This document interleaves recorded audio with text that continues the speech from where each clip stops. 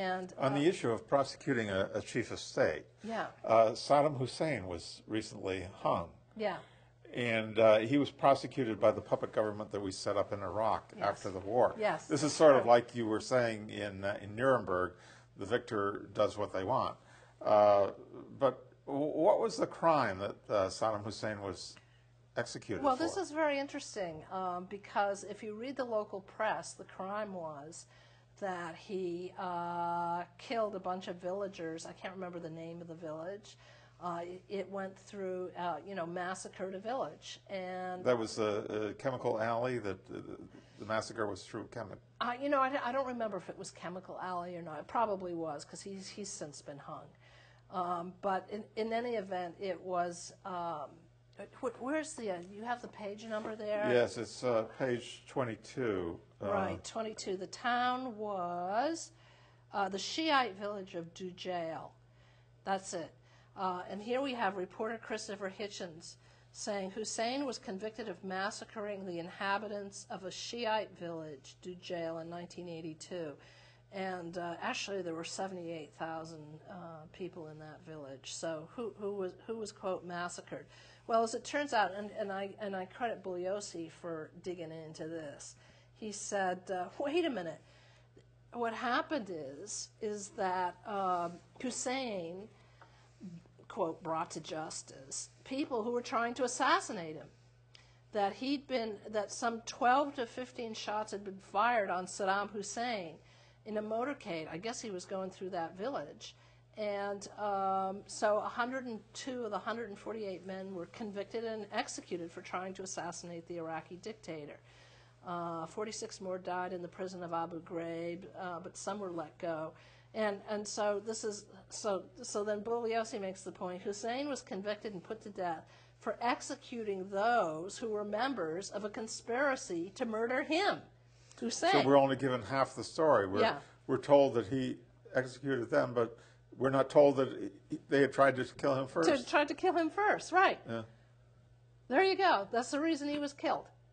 So, it takes a sharp prosecutor who's done these felony murder crimes for all of his life to, the way he's always looking at it is he's looking at the evidence, he's looking at intent. And he saw that even when Saddam Hussein was put on trial, he said he looked at the guy's opening statement at trial, and there was no case there. There was absolutely no case. And in fact, he said the prosecutor was starting out with no crime at all. So, yeah, those who have the power, the victors, are the ones that often get to choose how they're going to vanquish the defeated. But meanwhile, international law has evolved over time, and so we try to be hopeful about this.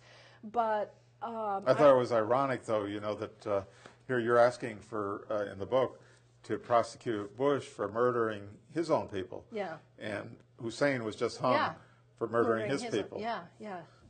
Good point. Good point. But because the propaganda machine on how horrific Saddam Hussein was, and I mean, he was not a nice guy. He was very ruthless. Let's not forget that. But well, I'm not sure that we agree on that. Now, you say he was very ruthless, but his people had national health insurance, didn't they? Oh, okay. Well, yes. I mean, he was ruthless to his enemies. That's what I'm saying. He what was ruthless. You know what life was like in Iraq. You were there. Yeah, I was in Iraq in 1975. I went in there for the longest time. They didn't let Western journalists in because they felt they lied so much that they couldn't be trusted. But they finally let us in. I was one of the first groups to get in. I was there with a Time correspondent and a famous Eddie Adams photographer and me, and we had to be hosts of the Ba'ath government that then ruled. But they took us up into Kurdish territory, and we got to wander around the capital. And this is what I remember. I was amazed. Iraq in those days was thriving. It was a secular nation. To me, it was like the hope of the whole Middle East. They had free education? They had free education, free health care. It was basically, it was a socialist system, but the point is that people were happy. And there was art in all the squares. There was an active intellectual life. And this so, is under Saddam Hussein, the so-called monster. Well, when I was there, he had not become head of state. But interestingly, that happened later. But interestingly, at that time, he was in charge of Kurdish autonomy. And the Kurds, who were a minority, have always been trying to have more say over their life, both in terms of speaking their own language, having their own schools. And Saddam Hussein let them do that. I mean, he did let them have their own schools. The point of contention was that they wanted to control the oil in their territory. And the Ba'athist Party members were saying, look, that's the wealth of Iraq. So we can't let you have it all. And that's been a bone of contention going right up to the present. But one of the things that was happening when I was there is that there was a Kurdish insurgency up in the mountains near the border of Iran. And what I had been told was that this had been fomented by the CIA, the Shah of Iran, and Israel to destabilize the Ba'ath regime, which was admittedly in opposition to Israel. So it was, the whole idea was to bog them down in the mountains with a Kurdish insurgency. I happened to meet Kurds who said they were working with the Iraq government at the time. But there were charges of massacres back then, and they were roundly denied. I was never able to prove one way or the other but there were earlier charges of gassing of Kurds in the 70s, mid-70s, and mind you, I was on a government tour, so I've never been able to fully get to the bottom of that.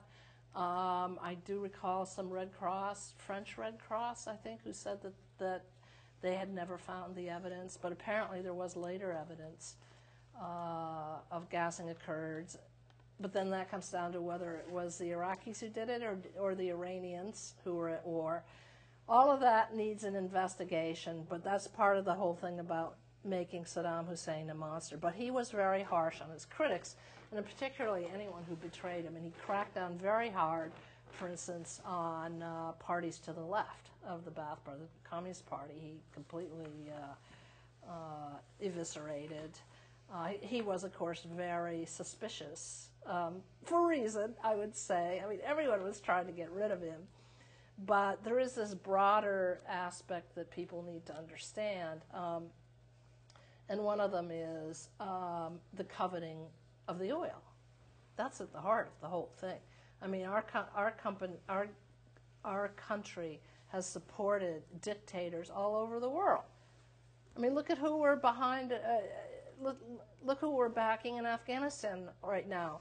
I mean, you can't make the case that Karzai is running a democratically run country. So it's all comes down to the personal self-interest of a nation. On page 67, you describe Bush's assault on the Constitution.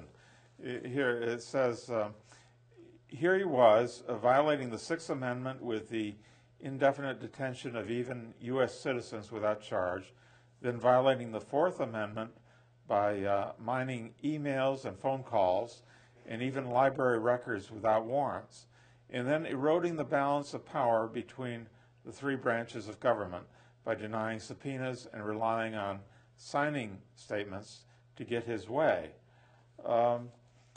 Why hasn't this motivated more people to work for impeachment or prosecution? Good question. Well, first of all, you have to get down to why wouldn't the Democrats impeach? And I think the answer to that is that political expediency, sadly enough, which really disillusioned a lot of people. Because first the word came down that it was more important for Democrats to regain control of Congress in 2006, and that impeachment proceedings would be a distraction. And you have to rely on Congress to initiate the impeachment. So there was a huge movement clamoring for it. The base of the Democratic Party wanted it. There was a very sizable movement in Vermont that wanted impeachment.